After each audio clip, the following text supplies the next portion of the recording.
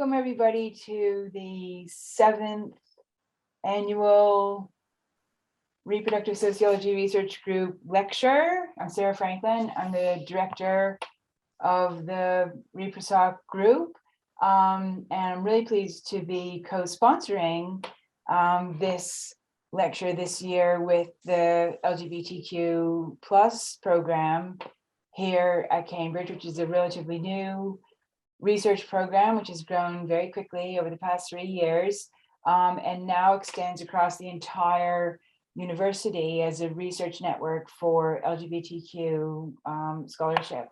The Reproductive Sociology Research Group was founded in 2012, just coming up to our 10th birthday next year. If you aren't familiar with the group already, you can find quite a bit of information about it on our website, where you can also sign up for the newsletter, and you can have a look at the blog series, which now has, I think, 36 different blogs available. And you can also see all of our annual lectures since 2015, and we've had a really wonderful series of annual lectures, beginning with Emily Martin in 2015, giving a new version of her famous egg and sperm story.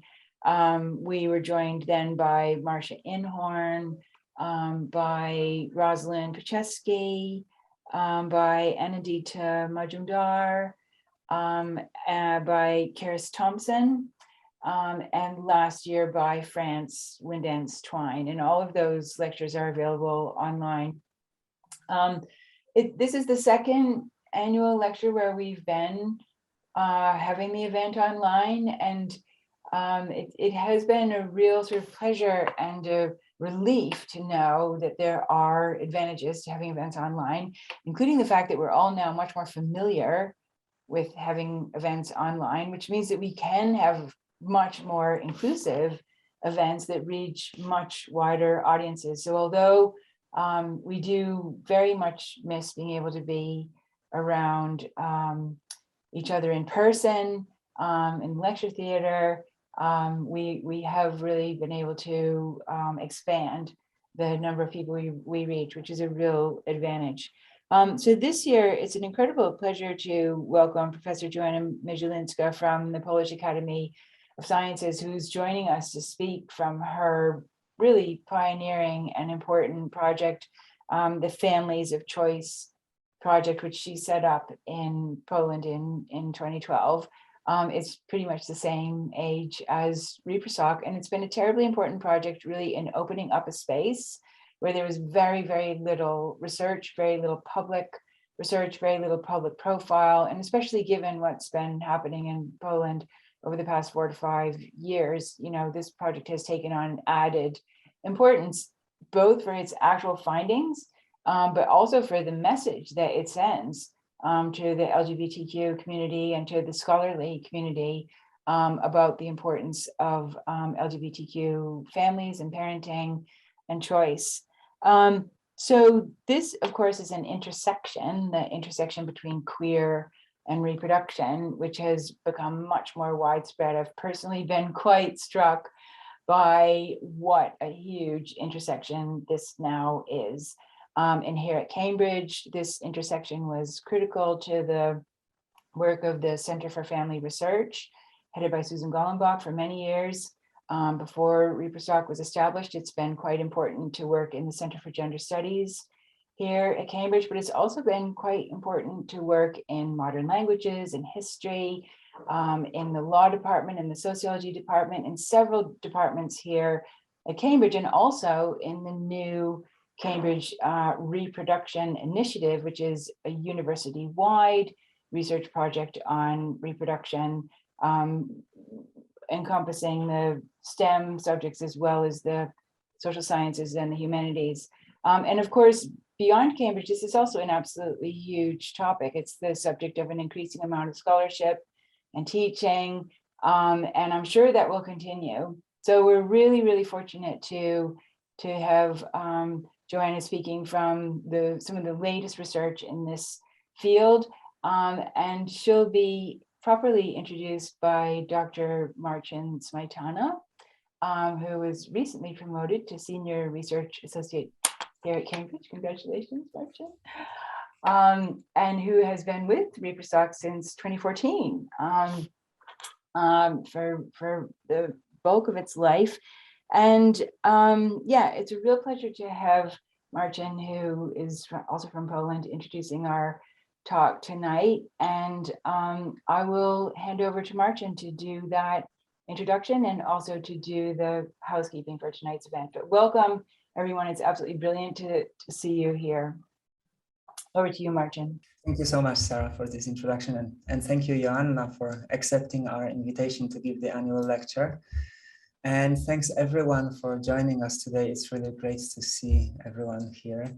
Without further ado, let me introduce our speaker now, Professor Joanna Mizielińska, who is one of the leading sociologists of same-sex parenting in Europe and the leader of the path-breaking project Families of Choice in Poland. She holds the position of Associate Professor at the Institute of Psychology of the Polish Academy of Sciences in Warsaw. Trained in gender studies, sociology, and cultural studies, Professor Migelinska is one of the most creative scholars working at the interface of queer theory and kinship studies. Using a highly innovative mixed methodology, Professor Migelinska's detailed empirical portraits of family making in a hostile environment for non-heterosexual parents in Central and Eastern Europe have been the subject of numerous publications and are at the center of a vibrant network of researchers worldwide who are queering kinship, gender, and parenting. Findings from her Families of Choice study, which she ran from 2013 to 2016, have been published in Poland in a monograph Different or Ordinary in 2017, as well as in 2 co-authored books on family life of non-heterosexual persons and In Different Voices. Her latest monograph, which is going to be published by Routledge in 2022, is called Queer Kinship at the Edge, Families of Choice in Poland. And it focuses on queer kinship decentering Anglo-American empirical and theoretical framework. Professor Migelinska also published in numerous academic journals, such as the Journal of Homosexuality on critical analysis of discourses of families of choice in Poland and on queer kinship plasticity, as well as in journals such as Sexualities, Gender, Place and Culture, on doing research on queer kinship beyond Western queer paradigms.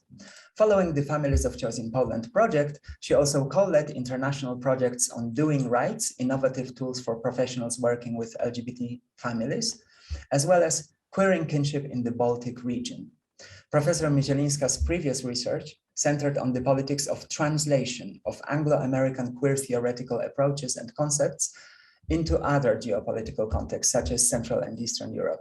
As a result of that, she co-edited the volume Decentering Western Sexuality's Central and Eastern European Perspective in 2011. Professor Migelinska is also a member of the advisory board of the Reproductive Sociology Research Group, ReproSoc, and we're delighted to welcome her as this year's annual public lecturer. One important thing that I couldn't leave out from this introduction is also that Joanna loves animals, and she has 4 cats. She even got an academic and professional qualification as a cat behaviorist in 2019. So who knows where her study of queer kinships goes in the future. And I'm really looking forward to that. And alongside this fascinating and important research, as well as love for animals, as a last word, let me just add a very brief personal note, which increases my joy at welcoming Professor Migelinska here today. When I was an undergrad student at the Institute of Sociology at the Jagiellonian University in Krakow in 2004, we were delighted to host Professor Migelinska's lecture for the first time. As she had recently returned from her research stay at UC Berkeley, and she was based in Warsaw. And her lecture, hosted by the Polish Sociological Association, was a big event. Then, over 10 years later, in 2015, many of us saw her organized one of the most special conferences on queer kinship and relationships ever, which attracted an incredible international crowd to the green countryside of the Polish Lake District. So today, for all those reasons and many more, it is my greatest pleasure to welcome Professor Joanna Mizielińska as the annual public lecturer for our communities gathered through ReproSoc and as well as LGBTQ+ at CAM. So thank you very much, and the floor is yours, Joanna. Thank you. Thank you for inviting me, and I'm really honored. Of course, I wish wish I could do it, in the lecture room, but I guess maybe some of you couldn't join us then. So I try to see the benefits of doing it as online. So my lecture, as when I sent the title of the lecture, Sarah immediately commented that I have chosen such a military metaphor, and I answered that I did it on purpose. So here it goes, the purpose. I borrowed this quotation from Michel de Certeau. He's French anthropologist and philosopher. And he differentiated in his book between tactics and strategies. And I will, I have chosen tactics as the word which describes the best what queer people who want to have their own families and want to have their own children deal with. So I will read. Tactics is the art of the weak. The place of tactics is the place of the other. In law of force, it is therefore not possible to create a comprehensive action plan for oneself or to tame an opponent in another. Visible tactics adapts to the situation. It takes advantage of opportunities and depends on them, not having a base to gain the advantage, increase ownership, and plan attacks. It does not keep what it achieves. This lack of space guarantees its specific mobility, which, although dependent on the passage of time, makes it easier to grasp the opportunities offered by the moment. It is forced to use with all caution the deficiencies that individual economic trends reveal in the supervision of ownership. It trots in them, it sets traps, it can be found where nobody expected. It is a trick. This quote from de Certeau's book appeared at the end of my book, Queer Kinship at the Edge, to be published by Routledge in 2022. With its help, I described the ambivalent positioning of LGBTIQ people who create their families in Poland in relation to the different similarity, subversion, assimilation paradigms, often used in Anglo-American Western reflections on queer kinship. And I sometimes use use Western, but mostly when I use Western, I mean Anglo-American, mostly. I write there, among other things, that depending on the circumstances, context, recipients, different tactics are used, and that family practices, which at first glance seem assimilative, may be tactical and subversive. According to de Certeau, tactics is the art of the other, that is, the one who is deprived of privileges and power, discriminated against, treated as foreign and different. Moreover, as the other, it must use the area imposed and organized by the law of foreign force. Therefore, I quote, "It's not possible to create a comprehensive plan of action or to subdue the opponent in a different, visible, and objectively existing space." He deliberately distinguishes between tactics and strategy. The strategy is well thought out and it presupposes some sort of possessed power. The tactics is characterized by its absence. It is blind, but at the same time penetrating, controlled by chance and insidious. Although de Certeau accepts, as Foucault does, the inability to go beyond the knowledge power system, in contrast to him, he sees an opportunity to change this system from the inside through trickery. In this lecture, I would like to refer to his approach, focusing on the reproductive tactics of non-heterosexual people in Poland, distinguishing them from the reproductive strategies currently dominating in the Western, primarily Anglo-American context. First, I will briefly describe the project, Families of Choice in Poland, on which findings I will draw extensively during this lecture. After that, I will compare Western discourses of reproductive limits of choice. Then, drawing on findings from the quantitative part of the research, I will show the discrepancy between the desired reproductive paths and those chosen in reality, which I have found extremely interesting and worth investigating. So in the remainder part of the lecture, I will concentrate on the narratives from qualitative stages of the project.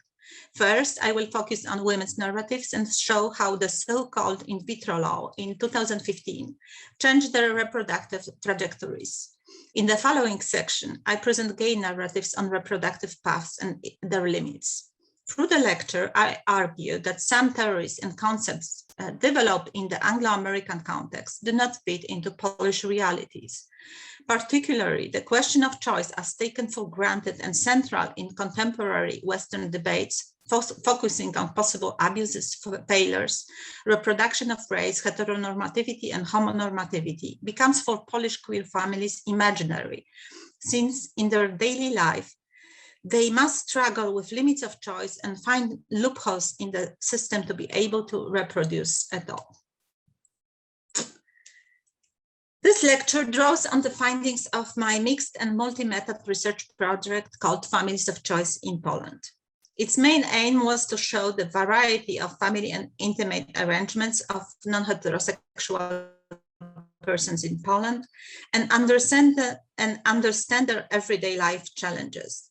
The project had an interdisciplinary character and was a mix of both qualitative and quantitative methods. It was carried out in various ways and divided into several stages, during which different methods were employed and different experts joined my research team. So here it goes, the trajectory. Quantitative survey was conducted during the first year of the project as the most effective method for investigating a large number of non-heterosexual people. And it was important for me because no data existed, and I was often asked by scholars in Poland when I did presentation, how many of this we have in Poland, because it was simply something they thought only in the Western world exist. So that's why I decided to do survey. Although I'm more for qualitative methods and I'm not an expert in quantitative. Qualitative methods, such as critical discourse analysis, ethnographic research, in-depth biographical interviews, and focus group interviews, were used to generate a deeper understanding of people's strategies for building their relationships and coping with their daily family life. In this presentation, I refer to selected findings from 4 stages of the research: a quantitative survey conducted with more than 3,000 people in same-sex relationships, 53 individual biographical interviews. Half with them was with 2 partners, but done separately. An ethnographic study conducted with 21 non-heterosexual families that included 30 days of participatory observation of each family and several thematic and narrative interviews, and 22 focus group interviews with different types of participants, mostly with queer parents, but also with their children and with families of origin. Okay, and I won't describe my sample, but I can tell you more during the discussion. Okay, and the next part I called Western Discourses and Legislation. Research on queer parenthood has been developing intensively in the West since the beginning of the 80s, when the phenomenon of gay boom began to be written about. Although the first works had already appeared in the context of custody cases involving the deprivation of parental rights from lesbian mothers in the 70s. Both focused on the one hand on proving that queer parents are just as good as heterosexual parents are, and on the other on the proper development of children. It must be noted that all these early findings most often concern children from previous heterosexual relationships. So the studies were on step families, and mostly lesbian mothers. With the rapid development of assisted reproductive techniques, which question the naturalness of heterosexual couple as the basis for reproduction and change the meaning of kinship, and an increasingly inclusive legal policy, thinking about one's reproductive abilities among non-heterosexual people has changed significantly. It has gone from perceiving oneself as a person not planning a child, or even one whose sexual identity simply excludes this possibility, towards noticing the multitude of possibilities offered by modern technologies and more frequent inclusion of reproductive plans in one's life trajectories. Therefore, the number of LGBTIQ planned families with children is growing rapidly, and gaps both in parenthood rates and plans to become parents between LGBTQ and non-LGBTIQ people are narrowing. These trends are also reflected in films about parenting of LGBTIQ people and the visibility of this topic in the media. West, mostly Anglo-American research on the subject initially focused on lesbian practices of starting families with the help of sperm donor, known as anonymous. Recent studies increasingly concern men and focus on surrogacy and to a lesser extent adoption. More recent works on trans parenthood further complicated these debates. The shift towards the child and forming a family among LGBTIQ people are often criticized within the community itself, but for instance, by various scholars associated with queer theory. Lee Edelman warns against reproductive futurism. Others write about the danger of repronormativity or the social expectation of becoming a parent that makes reproduction something compulsory for both heterosexual and non-heterosexual people. Some scholars believe that the fixation on the child is upholding heterosexual privileges. According to them, homonormativity weakens the subversive potential of being queer. It is also increasingly pointed out that the inclusion of queer people in the national pool of reproduction has its nationalist and racist motivation and forms insufficiently studied critical dimension of homo-nationalism. Of course, this criticism is accompanied by works defending LGBTIQ families and pointing to the need to study family practices beyond the assimilation subversion paradigm. Meanwhile, in Poland, or about the asymmetry of discourses, that's the second part. While in the West, there is a dominant discourse on choice and growing criticism against duplicating heteronormativity within queer community, in Poland, legislation is very unfavorable to LGBTIQ people and their families, and in conservative discourse, there are still widely spread threats of adopting children by same-sex couples. So much so that recently the Minister of Justice wanted to introduce a formal ban, even though the informal already exists. Currently, single people can formally adopt children. So theoretically, a non-heterosexual person can do it on the condition of hiding their own orientation or relationships. In practice, adoption centers in Poland exclude non-heterosexual people from adoption procedure, preferring heterosexual married couples and referring to the well-being of the child. However, under this new law, authorities will be required to check the background of anyone applying to adopt the child as a single parent. It remains unknown and scary what this checking would consist of. In addition, in Poland, surrogacy is illegal. The so-called In Vitro Act, introduced in 2015, so my project was going on at that time when the act was introduced, excludes non-heterosexual couples and single people, whether straight or not, from using infertility clinics. There is also no legal recognition of same-sex relationships, and social or co-parent is so the person who co-raises the child with her biological parent is, in the light of the law, nobody for the child. To make matters worse, the current ruling party builds its campaign on hostility towards queer community, which causes increasing homophobia and violence. Attacks are often openly directed against queer families who are presented in the nationalist conservative discourse as a threat to the traditional Polish family and the nation. For example, Jarosław Kaczyński, the ruling party leader, insinuated in his speech at the party convention in Katowice that same-sex couples want the right to adopt children because of their desire for sexual gratification. He stated that his party would never agree to marriage and adoption by same-sex couples. Commenting on the prohibition of sex education in schools, he said, "This has nothing to do," and I quote, "this has nothing to do with tolerance, but the affirmation of same-sex couples to whom we say no, especially when it comes to children, hands off from our children." He doesn't have any child, but this shows how much the discourse on queer families in Poland differs from the Western one, which I try to summarize in the presented table.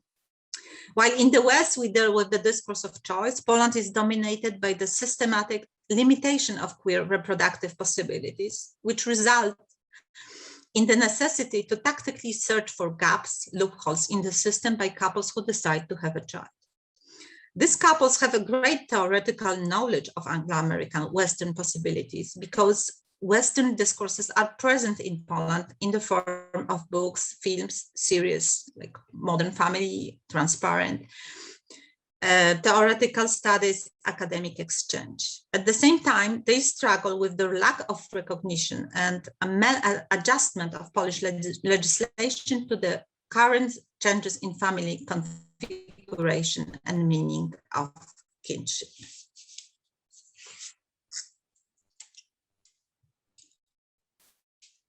When we look at the study of reproductive plans and preferences of same-sex couples, we can clearly see how the backward law with the advanced catching mentality of LGBT people, and the study was done in 2014. In a quantitative study done on a group of more than 3,000 people in same-sex relationship, we asked respondents whether they plan to have a child with a partner in the next 5 years.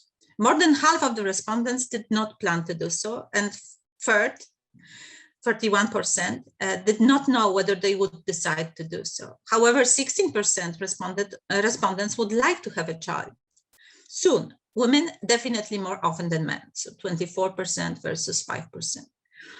Women planning children were additionally asked what method of getting pregnant they consider.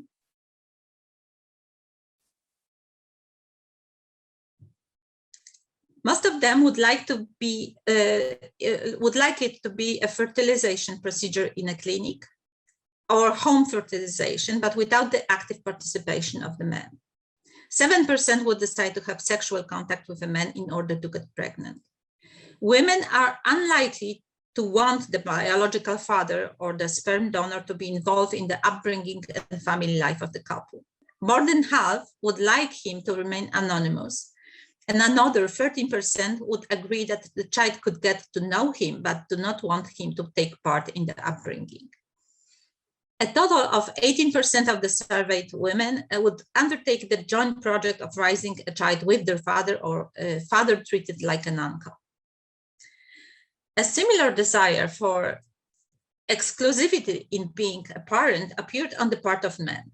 The same percentage as in the case of women, 57, would like to raise a child with their partner, considering using the services of a surrogate, illegal in Poland. And 32 think about adoption. 8% would like to raise a child together with the child's mother, and only less than 2% would agree to limited contact with the child, taking, for instance, the uncle position.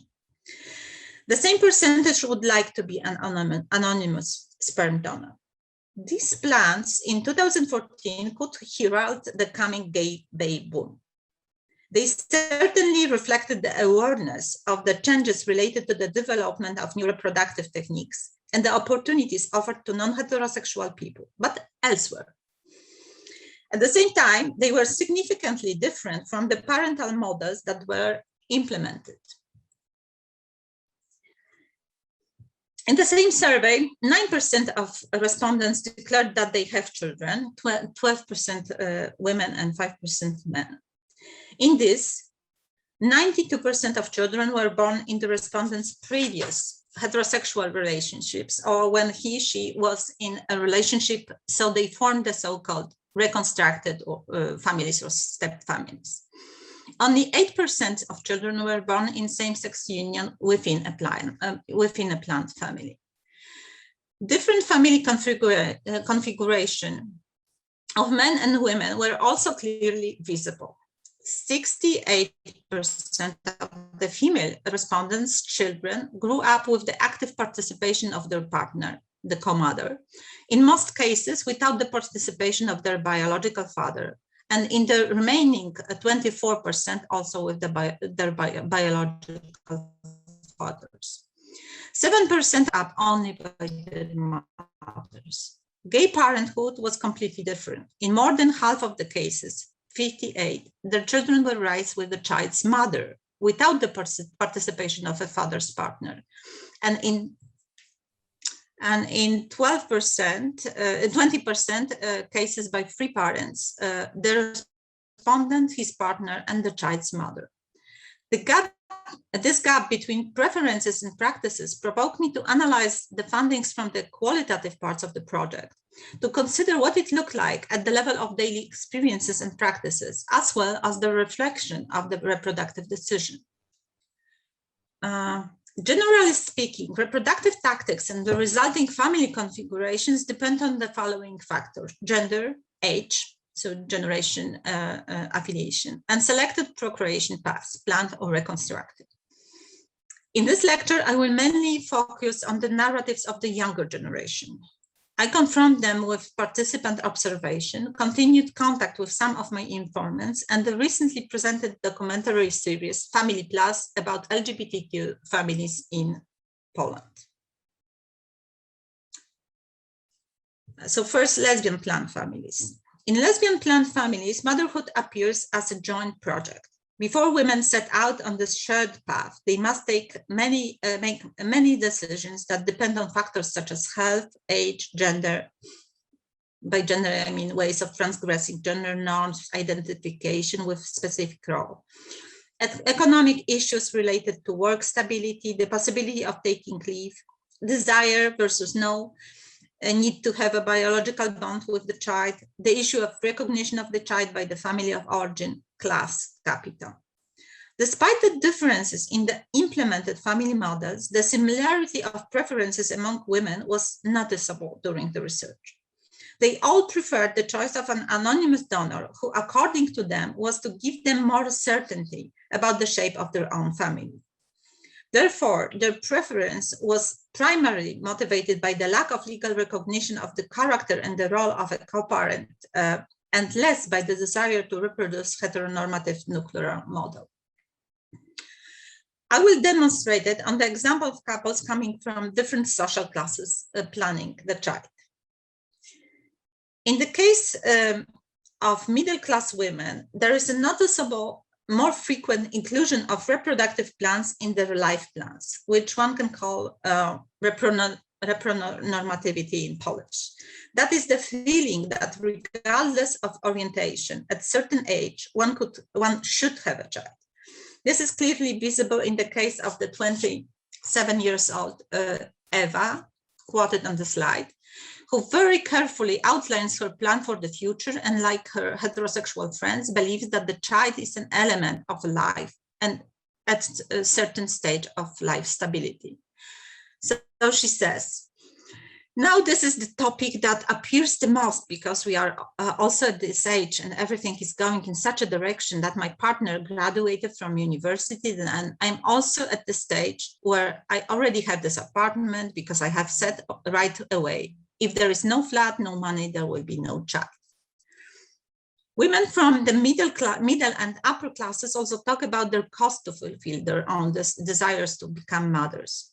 Lucyna and her partner, quoted on the slide, spent all their savings on artificial insemination procedures. Of course, one has to have saving first, which already tells a lot about their class privileges. So Lucyna says, After 3 years, we started trying to have a baby. I never wanted to be pregnant. I never wanted to give birth. Aneta is also 6 years younger than me. So it has like lots of factors here in this short quotation, which women have to take into account when they decide which path they are going. So we split up so that Aneta would apply for a biological pregnancy and I would apply for adoption. The biological pregnancy was also dictated above all by the fact that such a biologically born child would be more difficult to be taken away from us. It was in Poland several years ago, so we have justified fears. And we tried for a biological child for 3 years. Aneta underwent 7 or 11 inseminations. For this purpose, she sold an apartment, so almost all our savings were consumed by these inseminations. And I must say that this is a very interesting case, and I describe it in an article which I published, because finally Lucyna, hiding her orientation and relationship, adopted a child. It's a very interesting case. Because the child was Black and she has to, they finally moved to Great Britain to bring him up. Many women participating in the study who raised children together were able to make their dreams come true thanks to their capital. For this purpose, some of them chose foreign clinics, such as Paula and Marta, and some in Poland. But the financial capital helped them cope with social non-recognition, homophobia, and unequal treatment at all stages of family planning. So in this quotation, it was an interview with both of them. Paula said, on the other hand, thanks to the fact that we did it in the country like Denmark, which is incredibly tolerant and open, we could be together. Marta: yes, it was important to us that. And Marta could hold my hand, and the nurse said, and the doctor said, please sit here next to her, hold her hand, and you will be together. And no one was surprised at all that we are together, 2 women, that we are in a relationship. Nobody was interested in it at all. Cool, cool, yes, please. Oh, partner, great, very nice. In turn, Ela and Ala used the services of a clinic in Poland, which back then, before 2015, provided them to single women or female couples, which changed after that. So they did not have to hide anything or deceive the doctors and medical staff that they were in a relationship with a man and show up at the clinic with him. Like Paula and Marta, they used sperm from anonymous donor, although they thought about other options as well. And Ala says, you know, we've been thinking a long time about this. It was not that simple, and we took into account the friend who could become a donor. But as a result, after many hours spent talking, analyzing it, we found that perhaps it would be simple and safer for us to do it with a person with whom we don't know and who will not know us. Because although a potential donor may say that we will not be interested in his potential child in the future, it can always change, right? Because it is enough that he will know that this is his child and can apply for the custody rights. He may do the genetic test, and then it turns out that he is the biological father. He will apply for some parental rights. And that can complicate life a lot, because then there will be no longer me and Ella and our families, but me, Ella, and someone else, right? Altogether a stranger. Well, we decided that it was too much of a risk and that it didn't quite fit our concept at all. And we decided that it would be a donor, and that's it. And we think it was a good choice. On the other hand, women from working class reflecting on their reproductive dreams were more likely back then to mention buying sperm on the black market, as in the following examples of Eliza and Arleta. So Eliza said, we thought about an internet bank. A lot of depends on economic matters and how we arrange it. We do not consider the possibility that would be someone we would know. I don't think we would necessarily like to see, elements of a really stranger in the child later on. It would have to be someone anonymous. And Arleta says, we had a guest with whom Ola wrote for quite a long time. I saw the photos. I like him visually because, to tell you the truth, I don't want the child to be an orphan or have ginger hair later. Some look at intelligence and some look at appearance. The guy was generally well-built. He had 3 children, fantastic wife. In general, she knew very well that he was a donor to people like us. And she supported him. She did not interfere. So the researcher asked her, so you rather want an anonymous donor? And she answered, we had a slightly different views about this because I would like a child to have a father and so on. And Ola is against it. I'm quite the opposite because every child should have a model, father and mother. And I had an idea for some guys with whom I work so that we have a child together, 4 of us together, 2 guys and we 2, and we have a child together.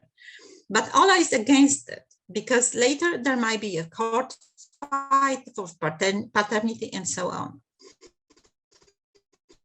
However, when he is anonymous, as we agreed with this guy, he would not interfere with the child. He would just like to see the picture from time to time. Despite the class differences visible in implementing plans, the preferences for anonymous donor remain similar, mostly because such a choice gives women greater control and parental certainty, reducing the fear that someone may take their child away from them. Mothers who decided from the beginning to inseminate with the sperm of an anonymous donor emphasize that it allows them to be autonomous in raising a child, and that this solution protects the position of a co-mother who, in the current legal situation, has no rights to the child, although she maintains and brings her up. So here's a quote from Marzena, and she says, in general, when we were thinking about children, we took into account various models, including also father-like figure. Let's say a father, but as a donor. And yet we were not able to overcome the fact that there would be the third person who could legally influence the child's future in Poland more than, for example, one of us who is not the biological mother of the child. Because when there are any legal claims, there is a biological mother and biological father, and the third party does not exist at all. Therefore, we adopted this model with an anonymous donor. Women choose an anonymous donor to reduce the risk of the sudden appearance of the biological child in the child's life, as well as his demands for context and recognition of his paternity. But even so, the fear of unexpected arrival of a donor or father claiming custody rights was a recurring element in women's narrative. It should also be emphasized for the implementation of the so-called 2015 In Vitro Act, which excludes unmarried women and women without a main partner from using their services. It means that nowadays women have to cheat the system and present themselves at clinics with a male, most often a male friend, heterosexual or gay, who they can continue to travel abroad and visit foreign clinics. A certain idea of the current dilemmas, tactics, and efforts undertaken by non-heterosexual women to have a child is given by the documentary series presented last year called Family Plus. In 4 chapters, viewers follow lives of 4 families. One on 3 families by lesbian mothers, and 1 was with transgender women. Some of the women in the movies, despite belonging to the upper class, decided to use the sperm bank. So the boundaries between classes are, because of the law, very blurred, I would say. So some women decided to use the sperm bank available on the black market, that is to buy sperm online, regardless of class affiliation, or use infertility clinics, going there with a trusted friend. The former are often accompanied by the fear of accidentally meeting the donor, and some actually had this experience already. Their cases show clearly how the new exclusive law influences women's decisions and their tactics. They look for gaps in the system, find them, and take advantage of any opportunities. So all obstacles do not discourage them from having a child. Reflecting on the confusion which the new law has introduced into the lives of non-hetero and hetero families, Magda and Kasia said that they do not intend to give up and conclude that, and I quote them, the state will achieve so much that it will be more expensive for us. This more expensive should not only be read in strictly material terms. There are also important mental and emotional costs, like fear of lying to the system, the possibility of meeting the donor, etc. Health costs, sperm bought online is very often not tested.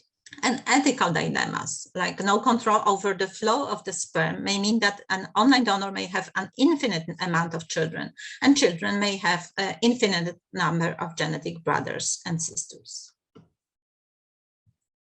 And now I move to the meanders of male reproductive tactics. As for non-heterosexual men, the primary reproductive paths popular in the West, surrogacy and adoption, are practically inaccessible and absent. Moreover, men are aware of these limitations, saying bluntly that this is more difficult for gays than lesbians to have children. Below, Marek and Jarek, fathers who took part in the focus group interviews, refer to this issue. And I must say that we organized, I think, 5 or 6 focus group interviews with lesbian mothers, and only 1 with gay fathers. Because we couldn't find many of them. So it was only 6 people who took part in this interview.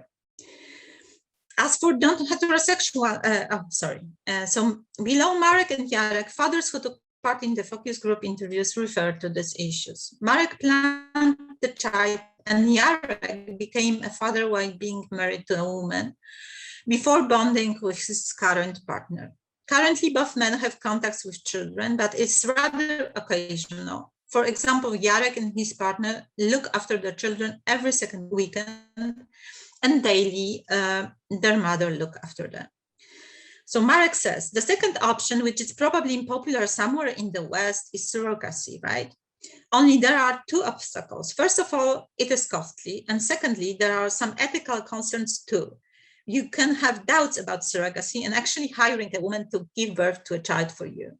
It's interesting that he even doesn't refer to the law, which is because it's taken for granted that he cannot do it. So it's a kind of hypothetical question for him.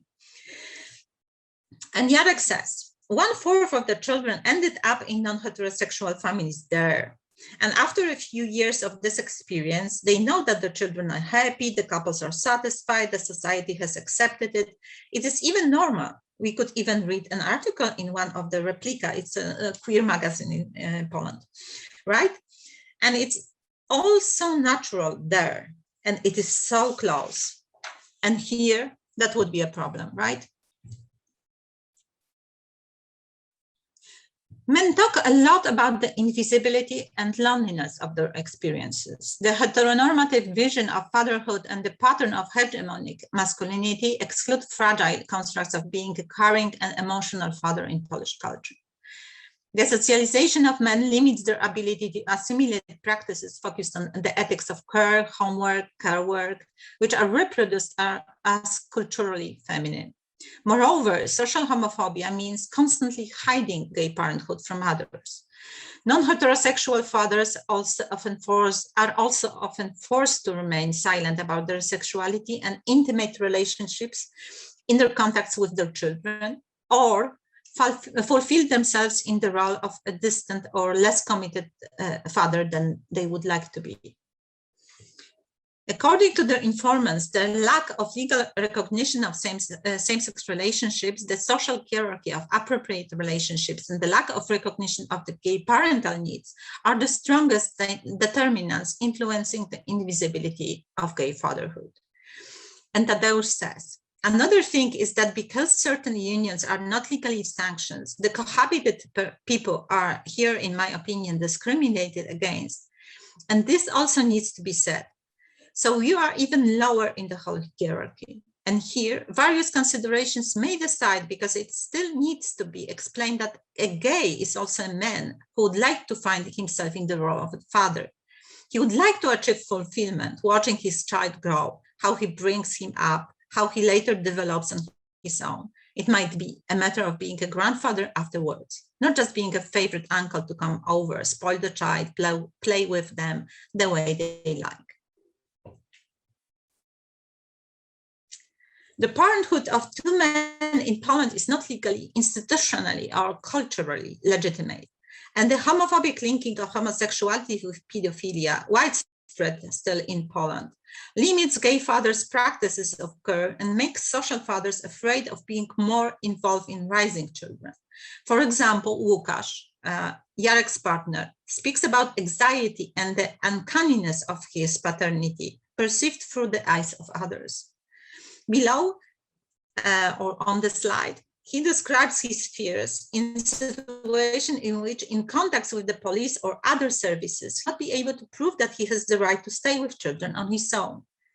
Being in analogous, similar situations, social mothers did not fear criminal consequences, but rather hoped that they would be automatically perceived as mothers, that they would pass as mothers. So this fear is very, very gay.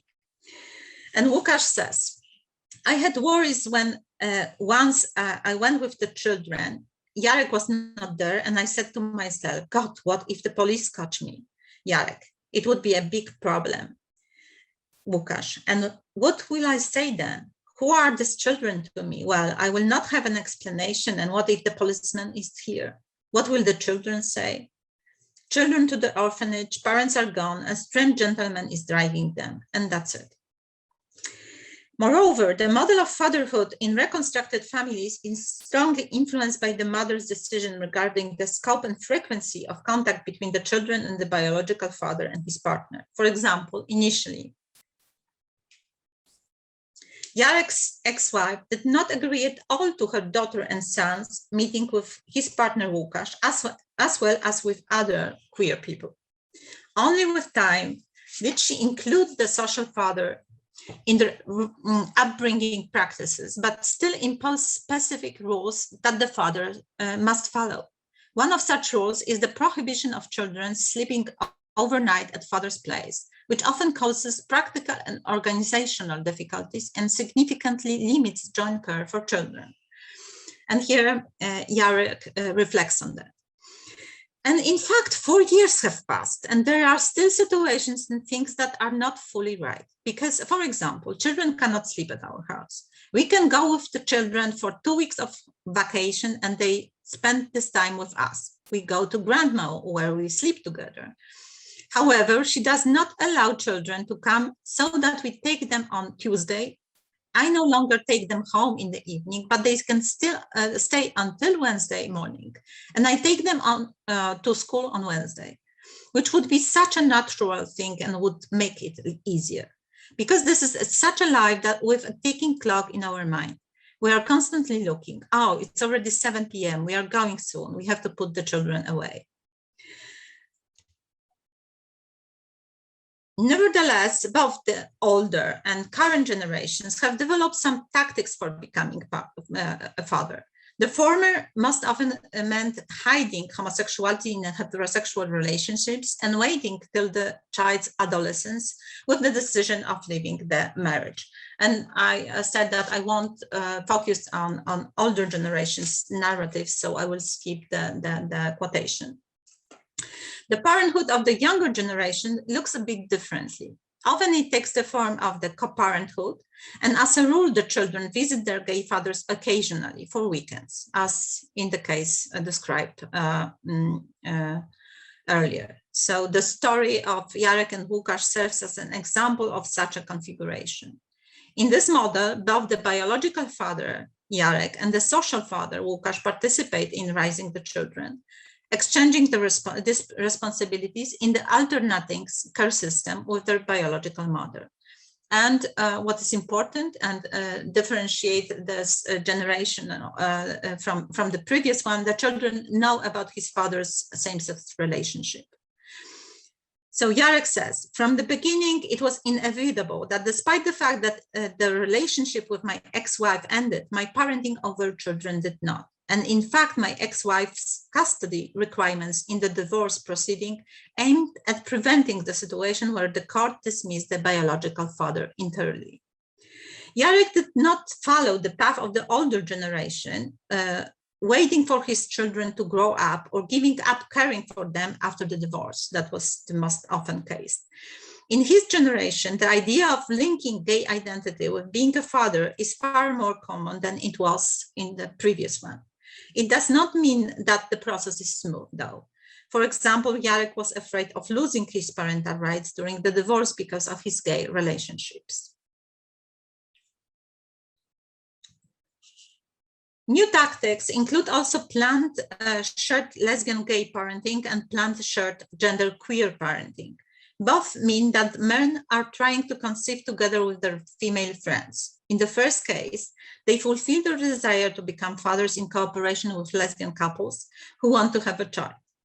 As Paweł, who functions in such a family, says below, or on the slide, it is not easy and requires a great deal of mutual trust. He believes that he is fortunate himself because everything is going well and neither side feels uncomfortable.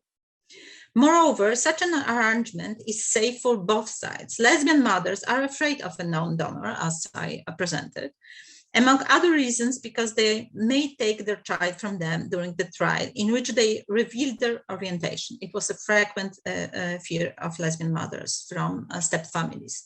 In the case of gay father or gay donor, they do not have such fears. So Paweł says, it's challenging for gay men to have a child in Poland. As far as lesbians are concerned, when they decide to, they can buy sperm from the sperm bank, we do not have such an option. Well, neither of us has a uterus to carry the pregnancy. So this is a hellishly expensive and illegal solution in Poland. I talked to my friends, they might even want to, but one option is what I have, which is hard to find. I think I'm fortunate because I found people whom I trust and they trust me. In the model of planned genderqueer parenting, a non-heterosexual man becomes father due to a contract and through entering into a relationship with a woman for this purpose. What distinguishes this model from the models dominating in the older generation is not hiding one's sexual identity from the woman. Tadeusz even introduces himself as a married guy. He's the father of a 3-month-old Wojtek, who was planned in a marriage with an asexual woman thanks to in vitro method.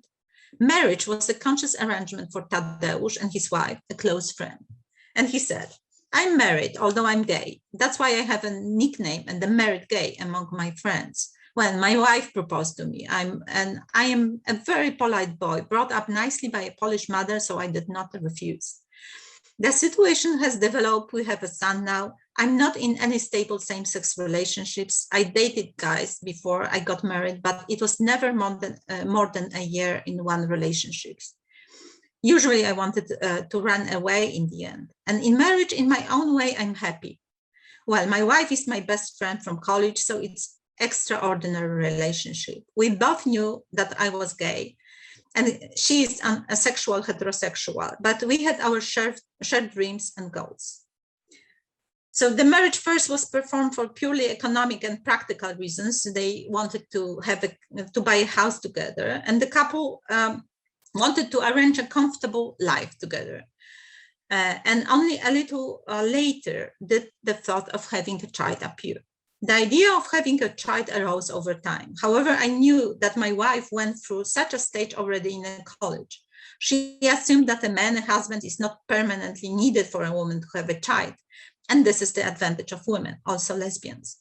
But it is so much more difficult for gay to find a person we can trust. And I also knew that I was taking a little risk because I wanted to be a complete father. And Tadeusz presents his model of parenthood in opposition to the model of paternity practiced mostly by gays from older generations, mostly because he's open, he is not hiding his relationships. Okay, and I skip the quote and I will, that's the final example. Among the emerging tactics, one should also mention repromigration. For example, Jarek and Mateusz are planning to go abroad to adopt children. Partners can afford such a trip for capital reasons. They are fluent in English. They also have a sufficiently high social capital and educational, which would allow them to organize their lives abroad efficiently. Although the idea of adopting children abroad did not translate into their everyday activities during the study, and they were among the couples during ethnographic research observed closely for 30 days, Mateusz describes the idea of emigration for adoption purposes as the closest plan, bigger life plan. However, the couple stipulates that they will leave if they have certain living conditions ensured. And Mateusz says, we think a lot about the future and adopting children. We met a guy who is a lawyer in an LGBT association in London. He told us that among all the countries in the world, their adoption system is the most convenient. They have the most children. In Great Britain, and I'm curious what you say, and gays have equal rights and therefore they can adopt. It's not easy, of course, and they do not give children to everyone, but it is relatively real. It takes a year to get a residency. Then the process takes about 2 years. So our pregnancy will take about 3 years, plus the entire move. So in 5 years, we might be able to adopt children. In the part of the survey which I presented, dedicated to reproductive plans, a strong tendency towards exclusivity was revealed among gay men, comparable to that among women. Considering restrictive legislation and lack of opportunities to raise the child in the preferable ways in Poland, gay fathers must tailor their dreams, inspired mostly by Western imaginary, I guess, or I don't know, treating the Western as a heaven for gay people, to reality and search for different tactics, either by looking for loopholes in the law or investing in the form of co-parenthood. If they want to persuade their dreams of exclusive gay fatherhood, they must consider migration. But this is the option reserved only for those who have sufficient economic and social capital. And conclusions. Nowadays, both in Poland and in the West, we witness a generational turn in approach to parenthood among queer people. While the older generation treated parenthood their own non-heterosexuality most often separately, the new generation often includes parenthood into their life plans and identity structure. This is exposition from alternative low-cost do-it-yourself methods to expensive biomedical procedures, which according to Laura Mamel also means a transition from forced heterosexuality to forced reproduction. And the phenomenon of motherhood among lesbians, she points out that what seems to appear as of increasing freedom of choice through new reproductive technologies is offered within the existing power relations, not outside of them. Thus, constructing lesbian bodies as fertile in nature is an integral part of biopolitics. The consequences of these changes is the process of gradual biologization or even genomania in non-heterosexual families, visible in the West, particularly in the States, I guess. Investing in biological genetic kinship results in the disappearance of those forms of parenting that relied on collaboration between lesbians and gays to conceive and raise a child together, but also less widespread adoption. In the movie, The Surrogate from 2020, I don't know if you've seen the movie, this change is clearly visible. Here, gays do not want to adopt unwanted children with Down syndrome, but want to have healthy their own children. And I don't know if you remember, but not so long ago, the story of Luca Trapense, I think a 40-year-old single man echoed widely because after the changing the law, I think Martin maybe knows that, changing the law in Italy in 2017, granting single people to the right to adopt. He adopted a girl with Down syndrome, abandoned by her mother. whose adoption had previously been refused by 20 heterosexual couples, claiming that they would not be able to cope with a sick child. And Luca decided to share his story and experience on Instagram, where he delighted those who followed his post. And I mean, I'm also very curious about this delightment and why people, follow his story. But the movie I mentioned, The Surrogate, in the movie, the heroes, Josh and his husband, Aaron, ask their friend to become their surrogate. When she agrees and becomes pregnant, prenatal tests show that their baby will have Down syndrome. Then they decide to have an abortion, even though their friend tries to show them that families raising such children can be happy and that she's ready to help them. It's very interesting movie, lots of ethical questions. As I try to show in this article, Western discourses on, in this lecture, sorry, Western discourses on repronormativity, homonormativity, and the replication of privileges by LGBTIQ families do not fully correspond with the Polish reality. On the one hand, non-heterosexual people in Poland are aware of the changes within the kinship and family forms and make reproductive plans that are often more adapted to Western realities than their own, tailored to modern times and changes in the approach to reproduction. So they live the present, I must say. On the other hand, more and more restrictive and excluding legislation and unfavorable homophobic social attitudes have a powerful influence on the chosen reproductive tactics. Hence, we have the discrepancy between the preferred and the completed executed models.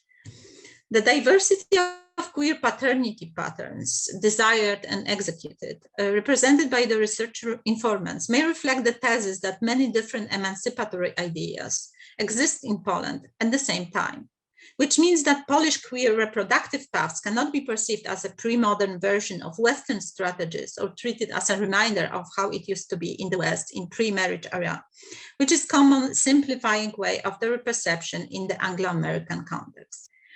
In the Centering Western Sexualities, we criticize that Western theological narrative of Central and Eastern Europe post-89 transition, and notice that the Western logic assumes only one, its possible line of theological development and uses the time or temporality as one of the tools of its hegemonic discourse. Perceiving Central and Eastern European now as its own past also justifies Western lack of interest and deeper engagement with local context. Thinking about seeing in terms of time and not place is often responsible for the ignorance of local specificities. Looking at it from the queer kinship perspective, queer families living in Poland now, although not legally recognized, are not pre-modern version of Western queer families. They have knowledge about current achievements in other countries, which is reflected in their reproductive plans. This knowledge changes their aspiration, but also expectations towards the state and dreams about their futurity. Moreover, as EU members, queer people can get married abroad, which leaves them in a very ambiguous position in relation to the state. On the one hand, not recognizing their marriage, but on the other hand, involved in many legal suits undertaken by Polish queer married couples before European Court of Human Justice. LGBTIQ families also very creatively look for loopholes in the system that would allow them partial recognition, for instance, queering baptism, which I describe in the book. They might also choose to migrate and live in countries that recognize their family. So the situation is very different from queer couples researched by Anglo-American scholars, both in the past and in the present. Not to mention that their means of communication change dramatically. Even if their needs are not supported by the state or met by queer organizations, they might build their invisible communities virtually, finding support and necessary information there. Despite challenging and often homophobic circumstances in their localities, they know their rights and they often claim them. Straightforwardly speaking, Polish queer families are not a backward version of families from the Anglo-American past, but currently living entities that should be recognized in all their uniqueness, here and now. Space and time matter and influence how queer kinship is conceptualized and practiced. It is clearly visible that the restrictiveness of Polish law does not prevent queer people from reproducing, but instead causes them to do so in a different way, adapting tactics to the current realities, looking for loopholes. Moreover, in Poland, the preferences for genetic parenting as a more reliable and the departure from forms of co-parenthood with gay friends by women, although stopped by In Vitro Act a bit, which unfortunately may block the plans of non-heterosexual men to become a parent, should be seen more in the context of securing the shape of their own family and the position of a co-mother than through contemporary Anglo-American trends. The law protects the social parents there. Here, the parents have to protect themselves. By contrasting tactics to strategies, I try to show that non-heterosexuals in Poland often have no choice. So Western discourses and criticism towards repronormativity and homonormativity, although important, are very contextual and do not fit into the Polish reality. Moreover, the very fact that Anglo-American researchers may be critical of the specific reproductive techniques employed by queer people rests on the foundation of LGBTIQ rights and choice. Because this right means that queer people are recognized as equal citizens whose parenthood is not perceived as threatening or deviant, as is the most case in Poland. Here, potential non-heterosexual parents are in a state of constant extreme fear, a situation where nothing can be planned. So they must act with deception, often ahead of enemy moves, and consider possible changes in the law, most probably for the worse. And although it is costing them more and more, they are growing in numbers. Okay, and here are some publications from the project and also some articles. One is about our methodology, and another one is based on very close reading of 2 chosen case studies from the project. Thank you. Thank you so much for that presentation. Really fascinating set of perspectives from Poland with so many different directions to them. Since we're coming to the close of our session, I wondered, Joanna, if you have any sort of final comments or observations you'd like to share, maybe perhaps about the future. My computer has frozen on me completely, but I could follow what your conversation. I don't have a kind of closure. I think that it's everything is so like changing then, and we cannot predict in which direction we are going. I mean, even if we think that it's getting worse and worse, or even if we think that it cannot be worse anymore, it's getting worse. But recently I read a poll which suggested that maybe currently ruling government is losing some voters, which is a good thing. And also, which is kind of strange thing if you think in terms of also strategies and tactics, is that younger people are more and more open and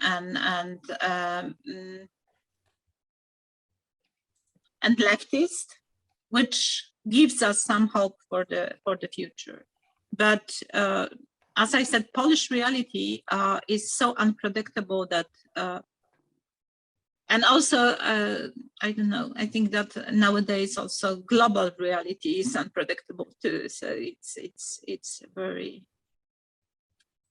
hard to say something optimistic at the end. Yeah. Well, I think the optimistic thing is that your book is coming out very shortly. We'll be looking forward to that very much. And also your lecture clearly presented a huge number of very recognizable themes to lots of the people participating. And I'm sure that will be true for the edited video of this as well. So perhaps we can just close by giving you a huge thanks, Joanna, for this lecture, and a big round of applause to you. Thank you also to Martin for chairing the session, and thank you also to Chantal and to Joe for producing the session, and thanks to all of you for attending.